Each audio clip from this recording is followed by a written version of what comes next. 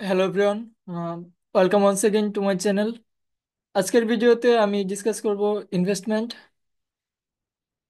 ইনভেস্টমেন্টের বেশ কয়েকটা মডেল আছে এখানে। এরপরে আমরা পড়ব টবিনস কিউ। মডেলগুলোর মধ্যে আছে ফ্লেক্সিবল অ্যাক্সিলারেটর, সিম্পল অ্যাক্সিলারেটর এবং কোয়ান্টিটেটিভ ইফেক্টস আছে লাস্টে। প্রথমে আমাদের টাইম যেহেতু আসলে সীমিত, আমরা খুব বেশি জিনিস মানে খুব ডিটেলসে পড়তে পারবো না আর কি। প্রথমে এখানে ইনভেস্টমেন্টের সংজ্ঞা দেওয়া আছে এবং বলা আছে যে এটা আমাদের যে এগ্রিগেট ডিমান্ড ইকুয়েশন আছে, Y is equal C plus I plus G, এটার একটা মেজর কম্পোনেন্ট। এবং ইনভেস্টমেন্ট বেসিক্যালি আসলে আমাদের যে capital goods. Hmm hmm hmm হুম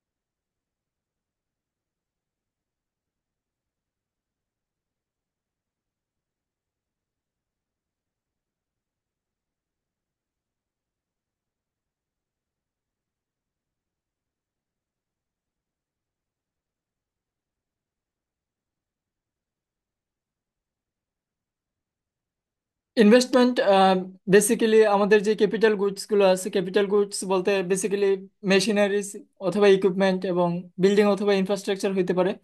এগুলোর পিছনে আমরা যে টাকাটা বিনিয়োগ করতেছি বা খরচ করতেছি, যেগুলো আসলে আমাদের আরো ফার্দার প্রজেকশনে কাজে দিবে। যেমন আমি যদি এখন একটা মেশিনারি কিনি আমার একটা কোম্পানির জন্য, তখন যে মেশিনারিটা আমি কিনছি আমার কোম্পানির জন্য, ওইটা আসলে আমার যে ফ্যাক্টরি আছে ওইটাতে আরো ফার্দার উৎপাদন কাজে সাহায্য করতেছে। এখন এখানে একটা জিনিস আমরা কনফিউজড হয়ে যাই যে ইনভেস্টমেন্ট আর হইতেছে ক্যাপিটাল স্টকের মধ্যে আসলে পার্থক্য কি। আমি যে মেশিনারিটা কিনছি, ধরি যদি 1 লাখ টাকা দিয়ে কিনি, এবং এই মেশিনারিটা যদি আমি আমার কোম্পানিতে ইউজ করার জন্য কিনি কিন্তু আমি আসলে আলটিমেটলি ইউজ না করি, তাহলে এটা আসলে ক্যাপিটাল স্টক হয়ে যাবে। যদিও আমি ক্যাপিটাল গুডস এর পিছনে ইনভেস্ট করছি, কিন্তু তাও এটা আসলে ক্যাপিটাল স্টকই হবে। কিন্তু যদি আমি এটা উৎপাদন কাজে ব্যবহার করি এবং আমি যে মেশিনারিটা কিনছি এটা যদি আমার আরো ফার্দার উৎপাদন কাজে সাহায্য করে, তাইলে ওইটা বিনিয়োগ হবে। এবং আমরা যেহেতু ইনভেস্টমেন্ট করতেছি এবং ইনভেস্টমেন্ট আসলে মানে ভালোই টাকা পয়সার বিষয় এখানে, আমরা যে ইনভেস্টমেন্ট ডিসিশনটা নিতেছি এটা অবশ্যই আমাদের যে প্রফিটটা আমরা ফিউচারে চাইতেছি, অর্থাৎ এক্সপেক্টেড ফিউচার প্রফিট যেটা, এইটার উপরে নির্ভর করবে আসলে। কারণ আমার যদি একটা ক্যাপিটাল গুডস ইনভেস্টমেন্ট করে প্রফিট না হয়, তাহলে আসলে আমি ইনভেস্টমেন্ট করবো না ওইটাতে। এখন এখানে বলা আছে যে ইনভেস্টমেন্টটা আসলে ফার্মের যে প্রফিটেবিলিটি এটা আসলে কেমনে বাড়াইতে পারে অথবা কমাইতে পারে। এখানে প্রফিটেবিলিটি বাড়াইতে অথবা কমাইতে পারে দিয়ে বুঝাইতেছে যে আমি যে ক্যাপিটাল গুডসের পিছনে টাকা ইনভেস্ট করতেছি, এটা আসলে আদৌ আমার প্রফিট বাড়াবে অথবা কমাবে কিনা, বা কিভাবে এফেক্ট করতে পারে এটাকে। 1 নম্বরে যেটা বলা আছে প্রোডাকশন কস্ট। এখন আমি আর যদি এমন হয় যে আমি এমন একটা ক্যাপিটাল গুডস মানে আমি এখানে যতবার ক্যাপিটাল গুডস বলবো আসলে ততবার একটা যে কোনো একটা মেশিনারিজ ধরে নেওয়াই বেটার, যে আমি ওই মেশিনারিজের পেছনে টাকাটা ইনভেস্ট করছি। এখন আমি যে নতুন ইকুইপমেন্ট অথবা মেশিনারিটা কিনছি, এখন এমন হইতে পারে যে আগে হয়তো আমি লেবার দিয়ে প্রোডাকশন কাজ চালাইতাম এবং সেটা অনেক বেশি সময় সাপেক্ষ হইতো এবং আমার প্রোডাকশন আসলে কম হইতো। কিন্তু এখন যেহেতু আমি নিউ ইকুইপমেন্ট কিনে ফেলছি, এই নিউ ইকুইপমেন্টটা আসলে আমার যে ট্রেডিশনাল লেবার ওইটার চেয়ে অনেক বেশি ফাস্টার। এই জন্য এটা আসলে আগের চেয়ে অনেক বেশি উৎপাদন করতে পারে। এবং আমরা জানি যে আমরা যদি লার্জ স্কেলে উৎপাদন করতে পারি তাহলে আমাদের যে প্রোডাকশন কস্টটা আছে এটা আসলে আগের চেয়ে কমে যায়। এবং আমাদের যদি প্রোডাকশন কস্ট কম হয়, তাহলে আমাদের যে প্রফিটের প্রফিটের যে ইকুয়েশনটা আছে।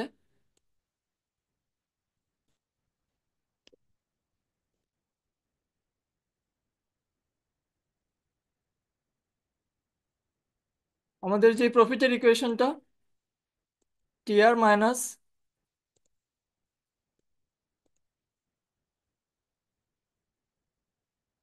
টিসি।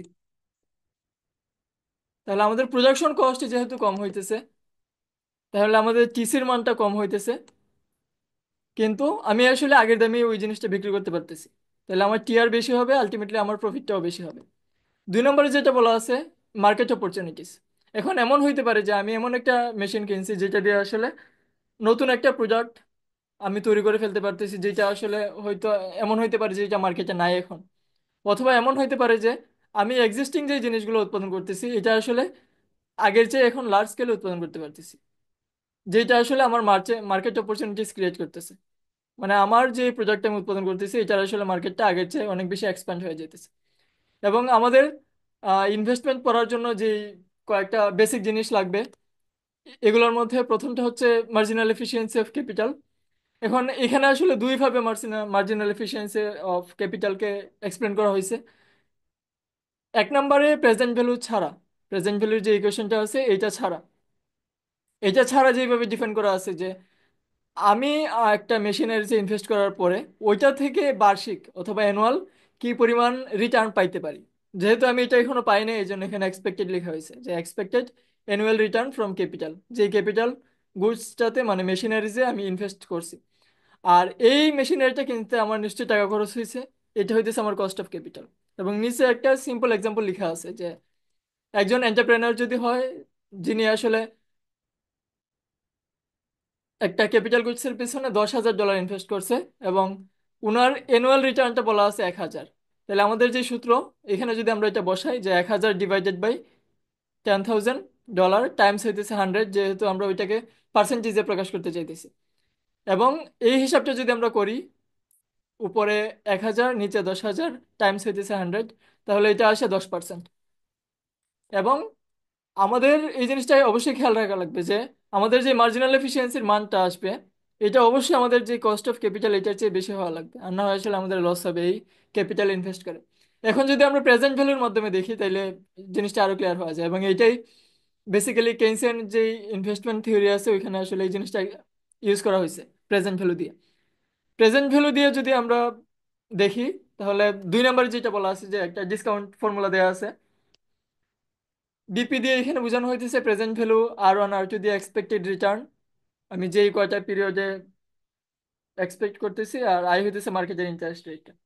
এখন অ্যাকর্ডিং টু কেইনস অথবা কেইনসের মতে এমএসি যেটা, এইটাকে এইভাবে ডিফাইন করা হয়েছে যে এমন একটা ইন্টারেস্ট রেট থাকবে, যে ইন্টারেস্ট রেটে আমার যে প্রসপেক্টিভ অথবা এক্সপেক্টেড প্রফিট, এইটা আসলে আমি যে ক্যাপিটাল গুডসটা কিনছি, মানে সাপ্লাই প্রাইস অফ ক্যাপিটাল যেটা, এইটার সমান হবে। ইকুয়েশন দিয়ে যদি আমরা দেখি তাইলে ক্যাশটা হইতেছে আমাদের সাপ্লাই প্রাইস অফ ক্যাপিটাল, বা ক্যাপিটালের পিছনে আমি কি পরিমাণ টাকা খরচ করছি। R1 R2 থেকে Rn পর্যন্ত হইতেছে আমি আসলে কয়টা পিরিয়ডে রিটার্ন পাইতে পারি। আর এখানে ক্যাপিটাল আর স্মল আর যেটা, এটা মার্কেটের ইন্টারেস্ট রেট।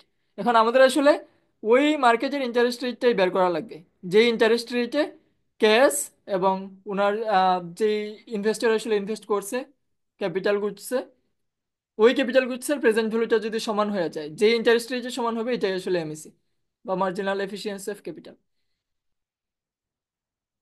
এরপরে বলা আছে কেইনসের ইনভেস্টমেন্ট থিওরিজ। কেইনসের বক্তব্য অনুসারে এমএসিটা এমন একটা ডিসকাউন্ট রেট যেটা আসলে আমি যেই ক্যাপিটাল গুডসের পেছনে টাকা খরচ করছি ওইটার যে ফিউচার রিটার্নটা এবং তার যে সাপ্লাই প্রাইসটা, এই দুইটা যেই ডিসকাউন্ট রেট অথবা ইন্টারেস্ট রেটে সমান হবে, এটাই হইতেছে আমাদের এমএসি। এবং এখানে বলা আছে যে সাপ্লাই প্রাইস অফ ক্যাপিটালটা আসলে মানে আমি নতুন একটা যে ক্যাপিটাল রিপ্লেস করতেছি আমার এক্সিস্টিং ক্যাপিটাল স্টকের মধ্যে, ওইটার পিছনে আসলে যেই টাকা খরচ হইতেছে এটাই সাপ্লাই প্রাইস অফ ক্যাপিটাল। এখন আমরা যদি গ্রাফিক্যালি দেখি যে মার্জিনাল এফিসিয়েন্সি অফ ক্যাপিটাল আর ক্যাপিটাল স্টকের সম্পর্কটা কেমন, ওয়াই এক্সিসে আমরা মার্জিনাল এফিসিয়েন্সি অফ ক্যাপিটাল নিছি, এক্স এক্সিসে ক্যাপিটাল স্টক নিছি, আর যে ডাউনার স্লোপিং গ্রাফটা এটা হইতেছে marginal efficiency of capital schedule. এখন আমরা যদি এই গ্রাফটাকে আলাদা আঁকি এখানে, আমরা ধরলাম যে এইটা হইতেছে একটা ইন্টারেস্ট রেট, এবং আমার যে ক্যাপিটাল স্টক এটা হইতেছে এই এক্সিসে।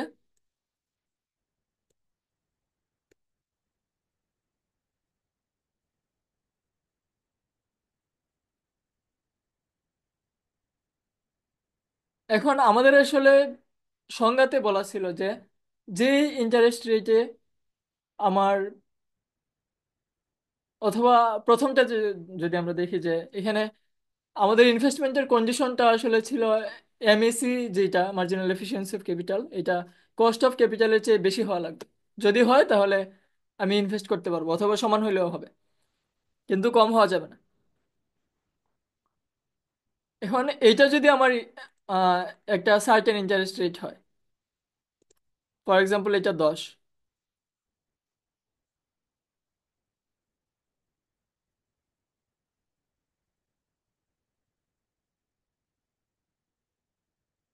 এবং এইটা যদি আমার এমএসি শিডিউল হয়,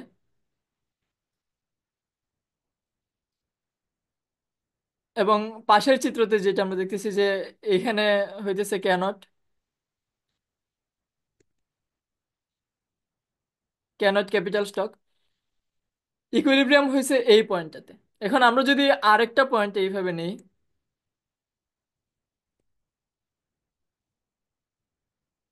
এই পয়েন্টটাতে কিন্তু ক্যাপিটাল স্টকটা আগের চেয়ে কম, এবং এইটা যেহেতু এমএসি শিডিউল,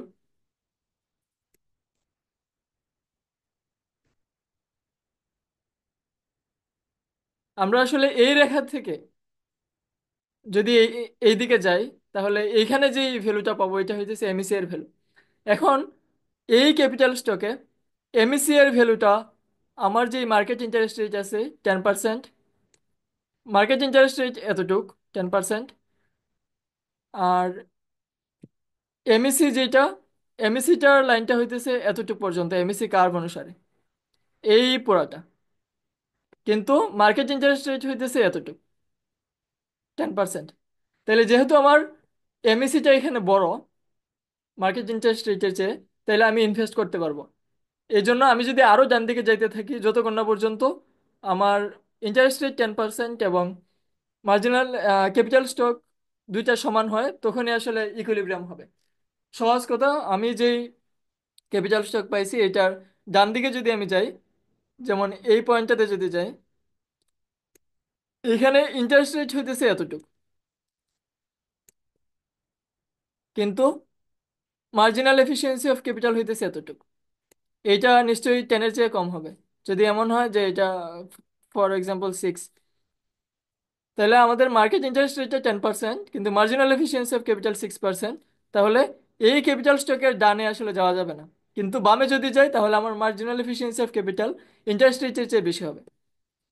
তাহলে আমাদের ইকুইলিব্রিয়াম হবে আসলে ওই পয়েন্টটাতে, যে পয়েন্টটাতে মার্কেট ইন্টারেস্ট রেট এবং মার্জিনাল এফিসিয়েন্সি অফ ক্যাপিটাল দুইটাই সমান হবে। এবং এই ব্যাখ্যাটাই আসলে এখানে দেয়া আছে। আনো আনো আনো আনো।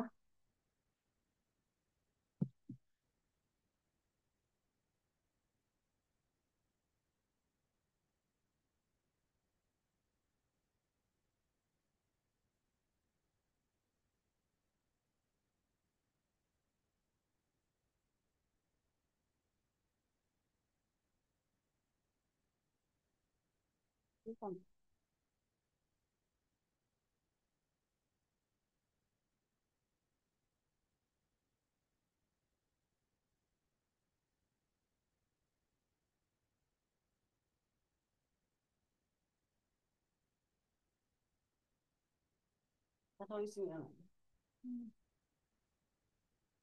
কখন দেবো, সব মরে গেছে, আর খবর নেই। পাগলা থাকলস তো।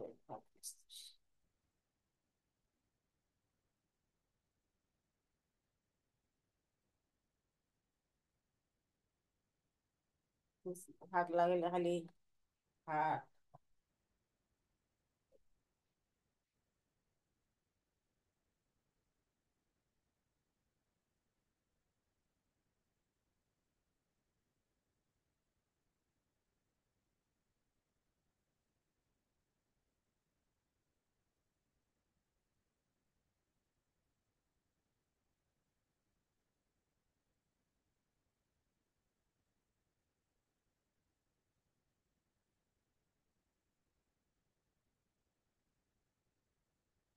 হুম।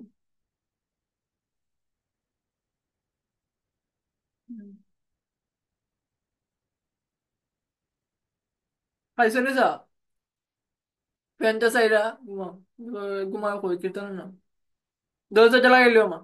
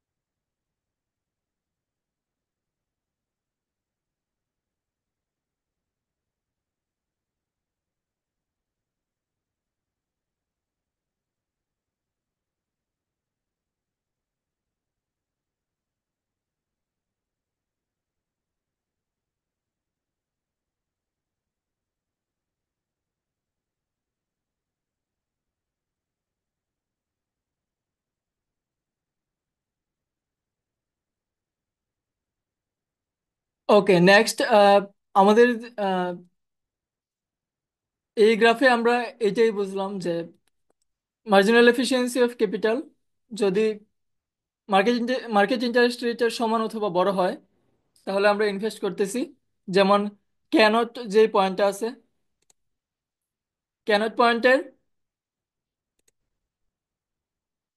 ডানে যদি আমি যাই এখানে, তাহলে আমরা দেখতেছি যে মার্কেট ইন্টারেস্ট রেট মাত্র 6%, এতটুক।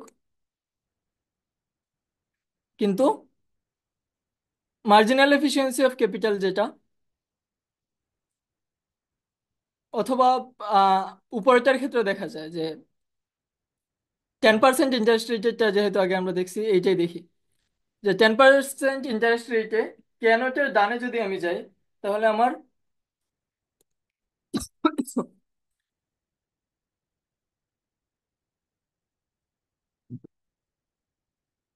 তাহলে আমার এমইসিটা কম হয়ে যেতেছে ইন্টারেস্ট রেটের চেয়ে। এই জন্য আসলে আমরা ক্যানোটের ডানে যাইতেছি না যতক্ষণ না পর্যন্ত ইন্টারেস্ট রেট কমবে।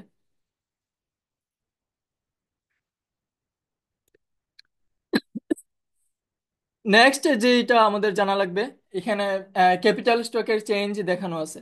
যে এটা হইতেছে টি পিরিয়ডের ক্যাপিটাল স্টক, এটা T-1 মানে তার আগের পিরিয়ডের ক্যাপিটাল স্টক। এইটা কার সমান হবে? সমান হবে আইটি যেটা, ইনভেস্টমেন্ট মাইনাস হইতেছে ডেপ্রিসিয়েশন কস্ট, অথবা এখানে বলা আছে যে রিপ্লেসমেন্ট রিকোয়ার। মানে হইতেছে আমরা যে মেশিনটা ইউজ করতেছি এটা আসলে সারা জীবনে কিভাবে কর্মক্ষম থাকে না। দেখা যায় যে বছর বছর পরে যে ক্যাপিটাল বা মেশিনারিজ যেটা আছে এটা আসলে ডেপ্রিসিয়েট হয়। ডেপ্রিসিয়েশনের সহজ বাংলা সংজ্ঞা হইতেছে যে আমরা যে ক্যাপিটাল গুডস ইউজ করতেছি ওইটার আসলে ব্যবহারজনিত ক্ষয়ক্ষতি। আমরা যে ক্যাপিটাল গুডস ইউজ করতেছি ওইটার ব্যবহারজনিত ক্ষয়ক্ষতি, এটাই হইতেছে রিপ্লেসমেন্ট রিকোয়ারমেন্ট, যেটা ডিটি অথবা ডেপ্রিসিয়েশন বলতে পারি আমরা। এখন ইকুয়েশন 1 যেটা আছে এটাকে যদি কে টি মাইনাস কে T-1 এটাকে যদি আমরা ডানে নিই, তাহলে এটা পাই, যেটা হইতেছে আমাদের ইনভেস্টমেন্টের ইকুয়েশন। যে ইনভেস্টমেন্টটা হইতেছে দুইটা পার্টের সমন্বয় এখানে গঠিত। একটা হইতেছে ক্যাপিটাল স্টকের চেঞ্জ, টি পিরিয়ডের ক্যাপিটাল স্টক মাইনাস হইতেছে তার আগের পিরিয়ডের ক্যাপিটাল স্টক, প্লাস হইতেছে রিপ্লেসমেন্ট ইনভেস্টমেন্ট। মানে আমার যে ক্যাপিটাল গুলো আসলে ক্ষয়প্রাপ্ত হয়ে গেছে, এগুলাকে যে আমি রিপ্লেস করতেছি, অথবা ডেপ্রিসিয়েশন বলা যেতে পারে এটা। এখন এই ইকুয়েশনের এখানে বলা আছে যে দুইটা পার্ট, একটা হইতেছে ক্যাপিটাল স্টকের চেঞ্জ আর একটা হইতেছে ডেপ্রিসিয়েশন কস্ট। এখন এটা না হয় আমরা বুঝলাম যে ইনভেস্টমেন্ট দুইটা কম্পোনেন্টের সমন্বয়ে গঠিত, একটা হইতেছে ক্যাপিটাল স্টক এর চেঞ্জ, আর একটা হইতেছে রিপ্লেসমেন্ট ইনভেস্টমেন্ট অথবা ডেপ্রিসিয়েশন কস্ট যেটা। এখন সবচেয়ে ক্রুশাল যে ফ্যাক্টরটা আসলে আমাদের ইনভেস্টমেন্টকে এফেক্ট করে এটা হইতেছে মার্কেট ইন্টারেস্ট রেট। কারণ ম্যাক্সিমাম ইনভেস্টরের ক্ষেত্রে তারা যেহেতু লার্জ স্কেলে ইনভেস্ট করে, তাদের কাছে আসলে পর্যাপ্ত পরিমাণ লিকুইড টাকা অথবা নগদ টাকা আসলে থাকে না যে এটা দিয়ে তারা আসলে ইনভেস্ট করতে পারে। তখন দেখা যায় যে তারা ব্যাংকে যায়, ব্যাংকে যে লোন চায়।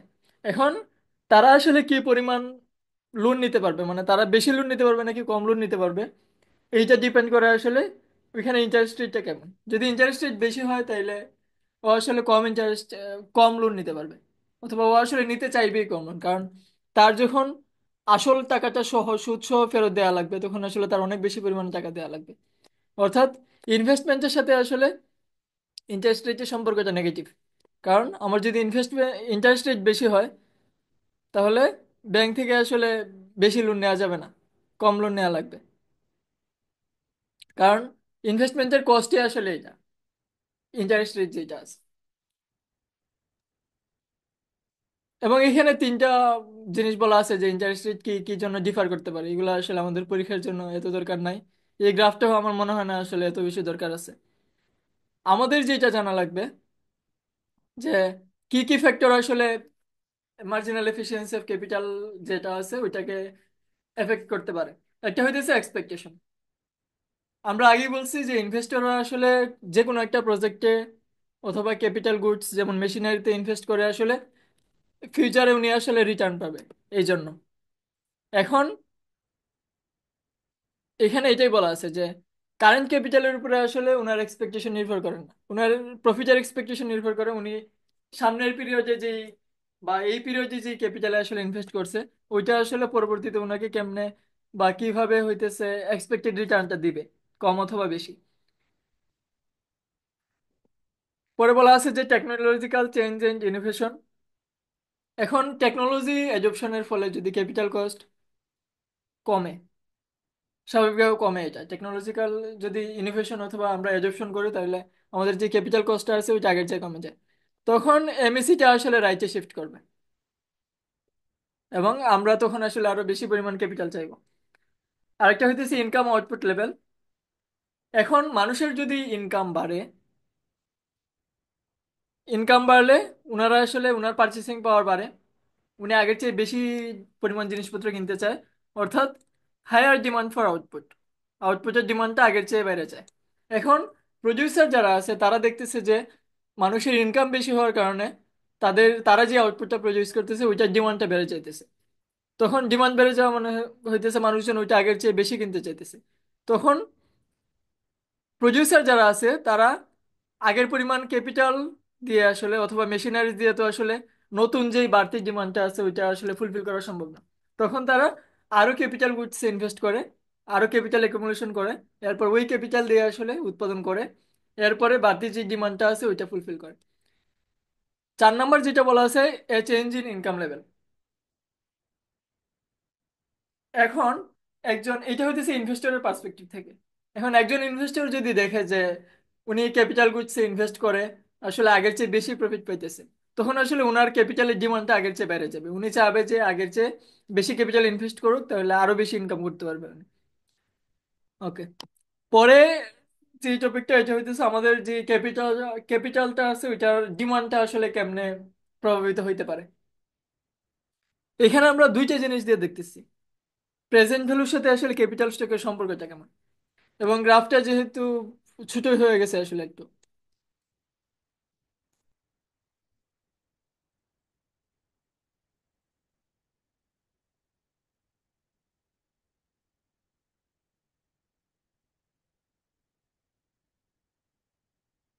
আমরা ওয়াই এক্সিসে প্রেজেন্ট ভ্যালু কনসিডার করতেছি, এক্স এক্সিসে আগের মতো ক্যাপিটাল স্টক। এবং এইখানে যে ভার্টিক্যাল লাইনটা আছে এই ভার্টিক্যাল লাইন দিয়ে আমরা বুঝাইতেছি যে আমাদের যে ক্যাপিটাল স্টকটা আছে K1 এটা আসলে ফিক্সড যে কোনো প্রেজেন্ট ভ্যালুর জন্য। এই জন্য এটা আসলে ভার্টিক্যাল হয়েছে। আমরা ধরে নিছি যে আমাদের যে ক্যাপিটাল স্টকটা আছে এটা ফিক্সড। এখন আমাদের যে ডিমান্ড ফর ক্যাপিটাল শিডিউল এটা হইতেছে ডাউনার স্লোপিং। এই যে এখানে তিনটা ডাউনওয়ার্ড স্লোপিং লাইন আঁকা আছে। এই প্রত্যেকটা হইতেছে এক একটা capital demand for capital schedule. এখন আমরা যদি এই তিনটা ডিমান্ড ফর ক্যাপিটাল শিডিউল তিনটা ইন্টারেস্ট রেটের ক্ষেত্রে দেখতেছি, I3, I2, I1। I3 interest রেটে আমার ডিমান্ড ফর ক্যাপিটাল হইতেছে ডিকে, এবং তার কোরাসপন্ডিং অর্থাৎ ডিমান্ড ফর ক্যাপিটাল এবং ইন্টার ক্যাপিটাল স্টক যেই জায়গাতে ইন্টারসেক্ট করছে এটার কোরাসপন্ডিং প্রেজেন্ট ভ্যালু হইতেছে বিপি। ভিপি।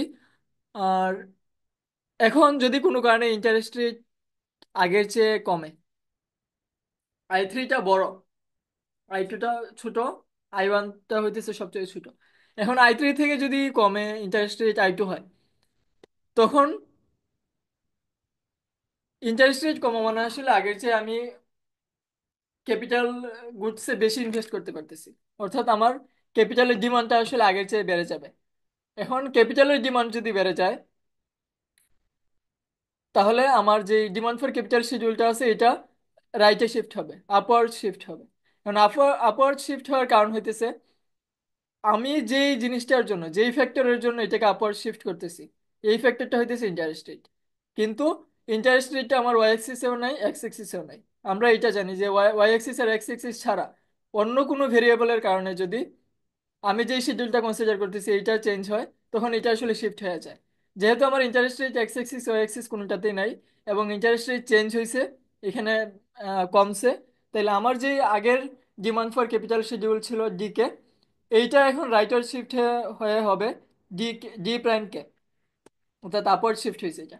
আপওয়ার্ড শিফট হওয়ার ফলে আমার ক্যাপিটাল স্টক যেহেতু কে ওয়ানেই আছে, এখন ইন্টারসেকশন হইতেছে আমার নতুন যে ডিমান্ড ফর ক্যাপিটাল শিডিউল আছে ডি প্রাইম কে, এইটা আর হইতেছে ক্যাপিটাল স্টকের যে ইন্টারসেকশন এটা, এইটার করসপন্ডিং প্রেজেন্ট ভ্যালু হইতেছে বি প্রাইম পি।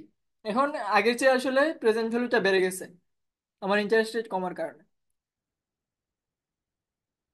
এখন আমরা যদি দেখি একজন ইনভেস্টর যদি দেখে যে তার যে ক্যাপিটাল ইন্টারেস্ট রেট কমার কারণে তার ক্যাপিটালের যে প্রেজেন্ট ভ্যালু আছে ওইটা আগের চেয়ে বেড়ে গেছে, তখন আসলে উনি আগের চেয়ে ক্যাপিটাল স্টকটা বাড়াই দিবে, K1 থেকে K2 হবে তখন। তখন আমার যেই ক্যাপিটাল স্টকের লাইনটা তখন এটা রাইটে শিফট হয়ে এই লাইনটা হবে। এবং ইন্টারেস্ট রেট যদি I2 থেকে I1 হয়, মানে আরো যদি কমে, তখন ডিমান্ড ফর ক্যাপিটাল কার্ভটা আবার শিফট হবে রাইটে। শিফট হওয়ার পরে আমার যে নতুন ক্যাপিটাল স্টকের ভার্টিক্যাল লাইনটা আছে, এইখানে ডি ডাবল প্রাইম কে যে লাইনটা আছে ওইটা ইন্টারসেক্ট করছে, এবং তার করসপন্ডিং প্রেজেন্ট ভ্যালু হইতেছে এইখানে নতুন একটা প্রেজেন্ট ভ্যালু হবে, এটা আসলে আমরা লিখি না, এখানে মিসিং আছে এইটা। এই জন্য বলা হয়েছে যে প্রথম ইকুইলিব্রিয়াম ছিল এটা, এবং সর্বশেষ ইকুইলিব্রিয়াম হইতেছে এটা। এটা হইতেছে আমাদের ডিমান্ড ফর ক্যাপিটাল, এবং এখানে ডেসক্রিপশন লেখা আছে। পরে হইতেছে আমাদের যে ইনভেস্টমেন্ট ডিমান্ড শিডিউলটা আছে এটা। ইনভেস্টমেন্ট ডিমান্ড শিডিউল আসলে বেসিক্যালি দুইটা জিনিসের রিলেশনশিপ দেখায়। একটা হইতেছে ইন্টারেস্ট রেট, আর একটা হইতেছে আমি আসলে নতুন কি পরিমাণ ক্যাপিটাল গুডস চাইতেছি, এইটার সম্পর্কটা ইন্টারেস্ট রেটের সাথে নতুন যে ক্যাপিটাল গুডস প্রডিউস করতেছি অথবা চাইতেছি আমি, এইটার সম্পর্কটা কেমন। এখন আমরা জানি আসলে যে ইনভেস্টমেন্টের সাথে বা ইনভেস্টমেন্টের পিছনে আমি কি পরিমাণ টাকা খরচ করতে পারবো, অর্থাৎ ইনভেস্টমেন্ট এক্সপেন্ডিচার যেটা, এই ইনভেস্টমেন্ট এক্সপেন্ডিচারটা আসলে ইন্টারেস্ট রেটের সাথে নেগেটিভ রিলেটেড। এই জন্য এটা ডাউনওয়ার্ড স্লোপিং হয়েছে। এবং এখানে আসলে আমাদের স্যার যে বইটা আসলে দিছিলেন ওখানে মোটামুটি লেখা আছে ভালোভাবে, কিন্তু জিনিসগুলো আসলে অনেক বেশি কনফিউজিং। আমার মনে হয় যে এটা আসলে পরীক্ষার জন্য খুব বেশি দরকার নাই, কিন্তু এখানে তিনটা পয়েন্ট দেখা যেতে পারে। একটা এটা, আরেকটা হইতেছে আই প্রাইম, আরেকটা হইতেছে আই ডাবল প্রাইম। এবং এইখানে আসলে যে কাজটা করা হয়েছে, যে এখানে আমরা ইনভেস্টমেন্ট ডিমান্ড শিডিউলটা ডেরাইভ করতেছি, প্রথমে আমরা আউটপুট অফ ক্যাপিটাল, ক্যাপিটাল কি পরিমাণ আউটপুট দিতেছে আমাকে, ওইটাকে আমরা ইনভেস্টমেন্ট এক্সপেন্ডিচারে কনভার্ট করে ফেলতেছি।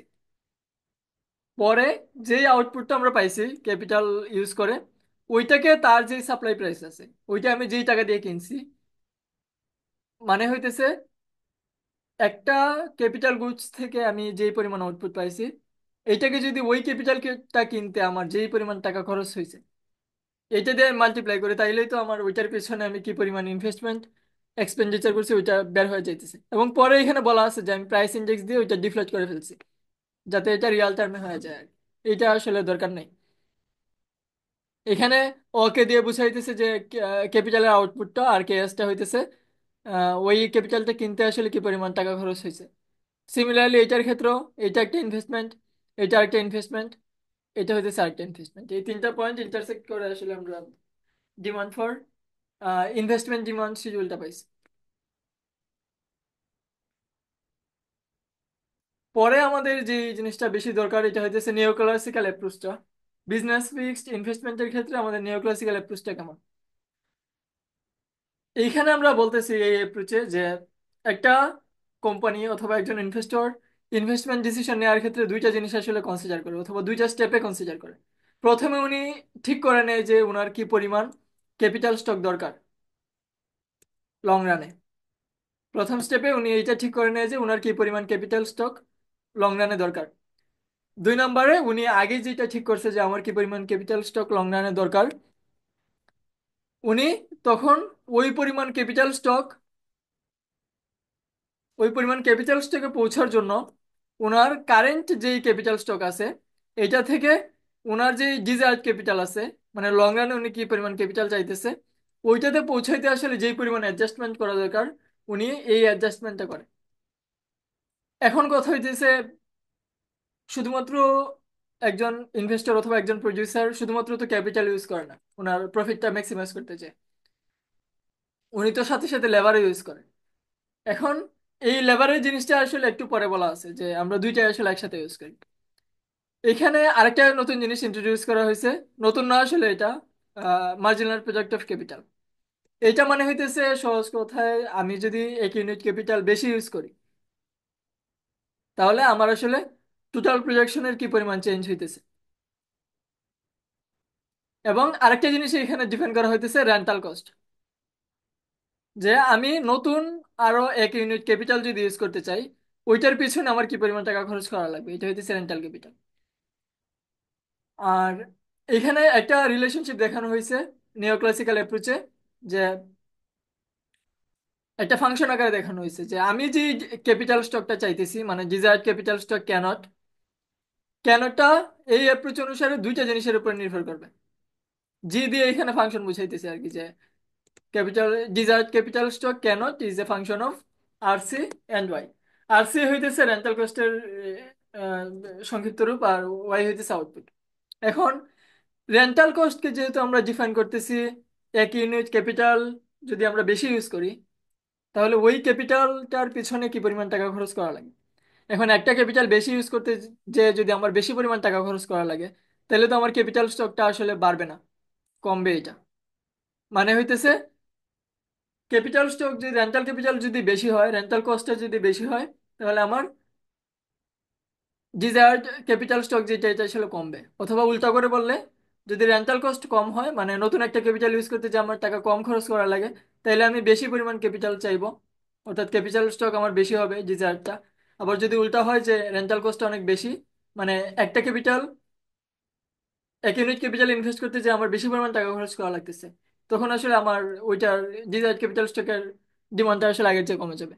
আবার আউটপুটের সাথে ডিজায়ার্ড ক্যাপিটাল স্টকের সম্পর্কটা হইতেছে পজিটিভ, কারণ আউটপুট যদি বাড়ে আউটপুট বাড়া মানে হইতেছে একজন ইনভেস্টর বা প্রডিউসার আসলে যে ক্যাপিটাল গুডসে ইনভেস্ট করছে ওইটা দিয়ে যে পরিমাণ জিনিসপত্র উৎপাদন করছে এই আউটপুটটার ডিমান্ডটা যদি বেশি হয় ওনার সেল বেশি হইতেছে আগের চেয়ে প্রফিট বেশি হইতেছে। এখন উনি যখন দেখতেছে যে ওনার আগের চেয়ে প্রফিট বেশি হইতেছে উনি আরো ক্যাপিটাল স্টকে ইনভেস্ট করবে বা ক্যাপিটাল গুডসে ইনভেস্ট করবে। এইটা দিয়ে এইটা বুঝাইতেছে যে আউটপুটটা যদি বেশি হয় উনি আরো বেশি ক্যাপিটাল স্টক চাইবে যাতে ওনার আসলে প্রফিটটা আরো বেশি হয়। এবং এখানে মার্জিনাল প্রোডাক্ট অফ ক্যাপিটালটা আউটপুট এবং ক্যাপিটাল স্টকের সাথে সম্পর্ক দেখানো হয়েছে, যে ওয়াই অ্যাক্সিসে দেখানো হয়েছে যে marginal product of capital, X অ্যাক্সিসে ক্যাপিটাল স্টক আগের মতো। এখানে আমার ক্যাপিটাল স্টকটা হইতেছে ক্যানট এবং এইটা দুইটা আউটপুটের ক্ষেত্রে দেখানো হয়েছে, একটা ওয়াই ওয়াই 1 একটা ওয়াই ওয়াই 2। এখন এমপি কে ওয়ান যে মার্জিনাল প্রজেক্ট অফ ক্যাপিটাল, এটা এমপি K2 এর চেয়ে ছোট। এই জন্য ওয়াই ওয়ান যে উৎপাদনটা আছে এইটাতে মার্জিনাল প্রজেক্ট অফ ক্যাপিটালটা কম। কিন্তু যদি উৎপাদন বাড়ে, ওয়াই ওয়াই 2 হয়, তখন আসলে মার্জিনাল প্রজেক্ট অফ ক্যাপিটালও আগের চেয়ে বাড়তেছে। তা না হলে তো আসলে ক্যাপিটাল ক্যাপিটাল স্টক তো সেমই আছে। এই জন্য ক্যাপিটাল স্টক সেম থাকা অবস্থায় যদি আগের চেয়ে বেশি আউটপুট পাওয়া লাগে, তখন আসলে আমাদের মার্জিনাল প্রজেক্ট অফ ক্যাপিটালটা বাড়ানো লাগবে, আর না হয় আর কোনো হয় নাই। পরে দেখানো আছে যে রেন্টাল কস্টের সাথে ডিজায়ার্ড ক্যাপিটাল স্টকের সম্পর্কটা কেমন। এটা আমরা অলরেডি দেখছি যে এটা সম্পর্কটা হইতেছে নেগেটিভ। যে আমার রেন্টাল কস্ট অফ ক্যাপিটাল হইতেছে এটা, আউটপুট ওয়াই ওয়ান থাকা অবস্থায় আমার ডিজায়ার্ড ক্যাপিটাল স্টক এইটা। এবং যদি আউটপুট একই রেন্টাল কস্টে যদি আমি বেশি পরিমাণ আউটপুট প্রডিউস করতে পারি, অর্থাৎ ওয়াই 2, তখন আসলে স্বাভাবিকভাবে আমার ডিজায়ার্ড ক্যাপিটাল স্টকটাও বেশি হবে।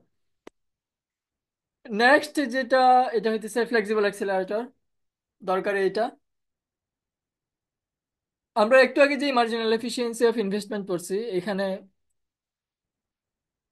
এই জিনিসটা আমরা খেয়াল করছি কিনা জানি না যে আমাদের যে ক্যাপিটালের রিপ্রোডাকশন কস্ট আছে, অথবা রিপ্লেসমেন্ট কস্ট যেটাকে আমরা বলছিলাম, এইটা যদি কোনো কারণে বেড়ে যায়, তখন আসলে আমাদের যে ইনভেস্টমেন্টের রেটটা আছে এটা আসলে আগের চেয়ে স্লো হয়ে যাবে।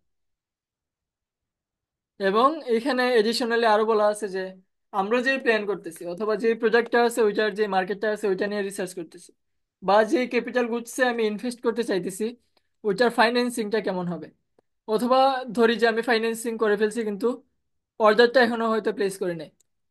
আবার অর্ডার হয়তো প্লেস করে ফেলছি কিন্তু আরো যে নতুন ফ্যাক্টরগুলো আছে, এমন হইতে পারে যে